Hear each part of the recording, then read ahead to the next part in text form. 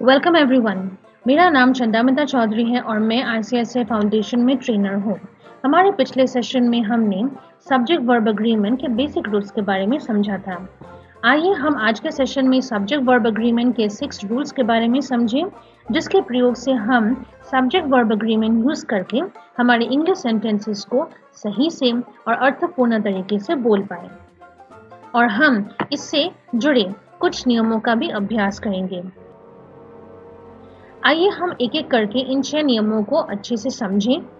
हमारा पहला नियम जो दिया गया है वो है two singular subjects connected by and require a plural verb. यानी कि अगर वाक्य में दो सिंगुलर सब्जेक्ट्स हैं जिनको एंड वर्ड से जुड़ा गया है, तब हमें वर्ब फॉर्म प्लूरल यूज करना पड़ेगा। जैसे gold and silver are precious metal. यहाँ पे हमारा गोल्ड और सिल्वर दोनों सिंगुलर सब्जेक्ट है, इसीलिए हमारा वर्ब फॉर्म प्लूरल आ रहा है आर। उसी तरह से दूसरा वाक्य ही एंड आई वेर प्लेइंग। आइए आगे बढ़ते हैं दूसरे रूल की तरफ। दूसरा रूल हमें क्या बता रहा है? यहाँ पे हम देख रहे हैं कि दूसरा रूल बोल रहा है कि टू और मोर singular subjects joined by or nor require singular verb. यानी कि अगर एक वाक्य में आप देख रहे हैं कि दो सिंगुलर सब्जेक्ट्स हैं और उनको और अथवा नॉर से जुड़ा गया है, तब जो वर्ब फॉर्म हम यूज करेंगे वो आपका सिंगुलर होगा। जैसे कि neither food nor water was found there. यहाँ पे फूड और वाटर हमारा सिंगुलर सब्जेक्ट है जिनको हमने नॉर से जुड़ा है, इसीलिए हमारा वर्ब फॉर्म है सिंगुलर यानी कि वॉज। यहाँ पे एक और बात आप लोग याद रखिएगा, वो है कि अगर हमारा पहला सब्जेक्ट सिंगुलर है लेकिन दूसरा सब्जेक्ट प्लूरल है, तब वर्ब फॉर्म लेकिन हम प्लूरल यूज करेंगे वाक्य में। जैसे कि neither the chairman nor the directors are present. यहाँ पे चेयरमैन हमारा पहला सब्जेक्ट सिंगुलर है और डायरेक्टर्स हमारा दूसरा सब्जेक्ट प्लूरल है। आइए हम तीसरा रूल पढ़ते हैं। तीसरा रूल हमें ये बताता है कि subjects joined by or nor are of different persons, the verb agrees with the nearer. मतलब अगर वाक्य में और अथवा नॉर शब्द से हमने दो सेकेंड पर्सन या थर्ड पर्सन वाले प्रोनाउंस अगर यूज किए हैं, तब जो वर्ब हम यूज करेंगे वाक्य में वो आपका नियरेस्ट पर्सन के साथ मायने होके बैठेगा। यानी कि एक एग्जांपल देखते हैं, neither you or he is to be blamed. यहाँ पे आप देख सकते हैं यू है आपका पहला सेकेंड पर्सन में और ही है आपका थर्ड पर्सन में, इसीलिए जो वर्ब हमने यूज किया है इज, वो आपका थर्ड पर्सन से मेल खा के बैठ रहा है। उसी तरह से दूसरा एग्जाम्पल, ईदर यू और आई एम मिस्टेकन। आगे बढ़ते हैं हमारे दूसरे रूल की तरफ।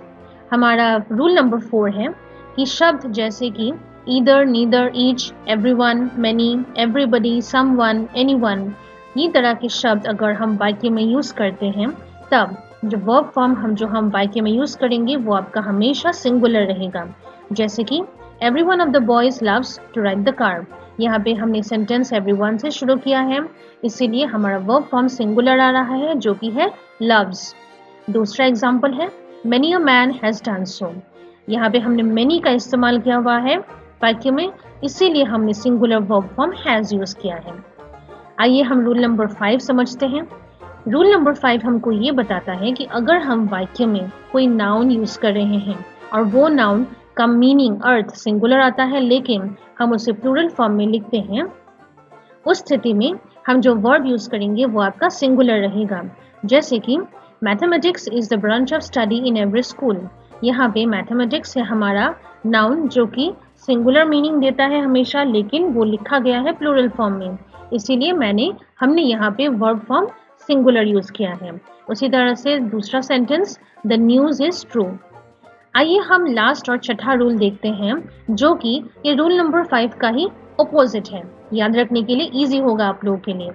रूल नंबर 6 ये है कि नाउन अगर प्लूरल मीनिंग देता है लेकिन वो लिखा गया है सिंगुलर फॉर्म में, तब हम प्लूरल वर्ब यूज करेंगे वाक्य में। एक एग्जांपल देख लेते हैं, 1 dozen cost apple cost 1000 rupees. यानी कि यहाँ पे 1 डजन एप्पल आपका प्लूरल मीनिंग देता है लेकिन हम सिंगुलर फॉर्म में लिखते हैं, इसीलिए हमने इस पे वर्ब फॉर्म भी प्लूरल यूज किया हुआ है। उसी तरह से दूसरा वाक्य, the couple are going out this week.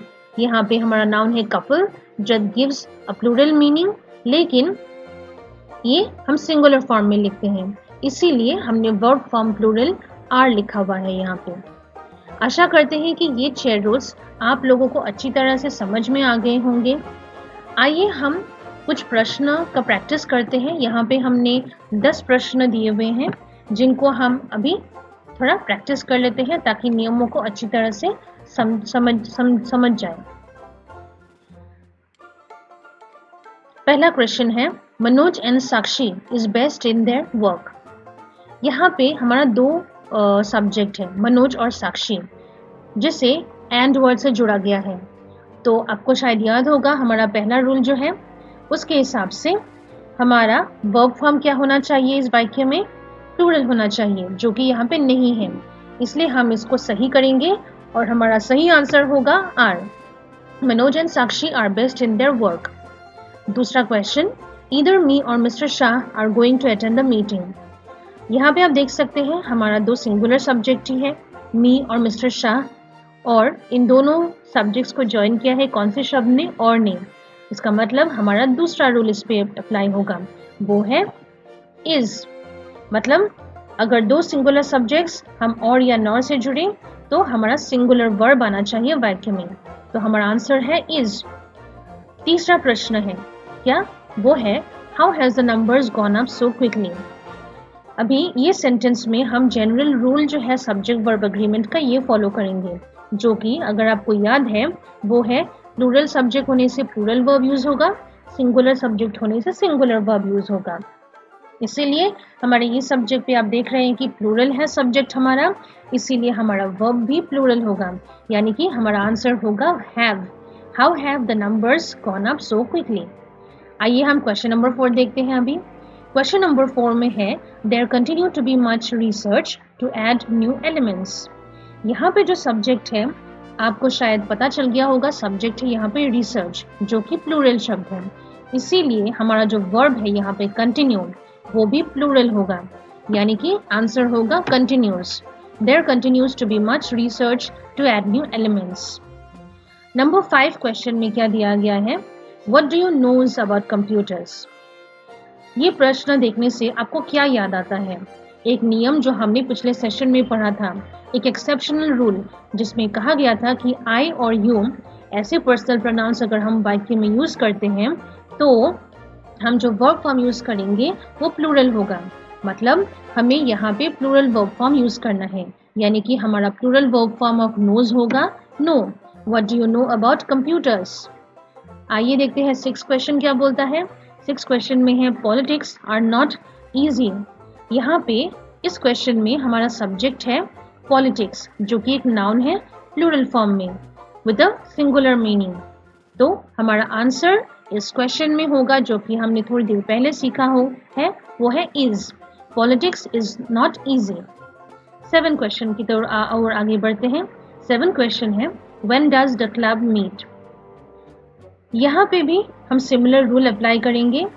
अगर एक नाउन प्लूरल मीनिंग है लेकिन सिंगुलर फॉर्म में आ रहा है तो हमारा वर्ब भी प्लूरल होगा, यानी कि when do the club meet. 8 question क्या बोल रहा है, the ranger and the campers sees the bear. यहाँ पे रेंजर्स और कैंपर्स 2 सब्जेक्ट हैं, ठीक है, इसीलिए हमारा वर्ब फॉर्म क्या होगा, वो जुड़े हैं एंड वर्ड से, हमारा वर्ब फॉर्म होगा सी, यानी plural. The ranger and the campers see the bear. Number 9 question की ओर आगे बढ़ते हैं। My team are ready for the presentation. यहाँ पे सब्जेक्ट क्या है इस वाक्य में, इस सेंटेंस में सब्जेक्ट है टीम, तो ये एक नाउन है जो कि अपने प्लूरल फॉर्म में है लेकिन सिंगुलर मीनिंग देता है। सो हमारा आंसर होगा सिंगुलर, यानी is. My team is ready for the presentation. अंत का क्वेश्चन देखते हैं। लास्ट का क्वेश्चन क्या बोलता है, दे अंडरस्टैंड्स द प्रॉब्लम। ये वाला आपके लिए बहुत ही इजी होगा क्योंकि हमने बहुत सारे ऐसे प्रश्न सॉल्व भी कर लिए हैं। यहाँ पे जो हमारा आंसर होगा वर्ब फॉर्म है अंडरस्टैंड्स और हमारा आंसर होगा अंडरस्टैंड, क्योंकि जो हमारा नियम होता है plural verb form plural subject होने से प्लूरल वर्ब, इसीलिए दे अंडरस्टैंड द प्रॉब्लम। हमने अभी 10 प्रश्न सॉल्व कर लिए हैं और 6 नियम भी सीख लिए हैं। पिछले सेशन में हमने बेसिक रूल्स भी सीख लिया था। अभी मैं आपको एक छोटा सा असाइनमेंट देना चाहूँगी, जिसमें आपको क्या करना है, एक छोटा सा 30 सेकेंड का ऑडियो क्लिप रिकॉर्ड करना होगा। वो 30 सेकेंड में आप अपनी दैनंदिन जीवन में जो कार्य करते हैं, जैसे कि सुबह उठना, फिर ब्रेकफास्ट करना, अपनी फैमिली के साथ टाइम स्पेंड करना, या फिर काम करना, स्कूल में जाना, कॉलेज में जाना, ये सब कुछ के ऊपर एक छोटा सा एक स्पीच तैयार करना है, ऑडियो क्लिप 30 सेकेंड्स का ओनली। लेकिन ध्यान रहे, आपको उस ऑडियो क्लिप में सब्जेक्ट वर्ब एग्रीमेंट के सारे रूल्स को अप्लाई करके वो स्क्रिप्ट बनाना पड़ेगा। आशा करते हैं कि ये स्क्रिप्ट आप लोग अच्छे से बना पाएंगे और ये सेशन भी आप लोगों के लिए बहुत ही इंफॉर्मेटिव रहा होगा। Thank you.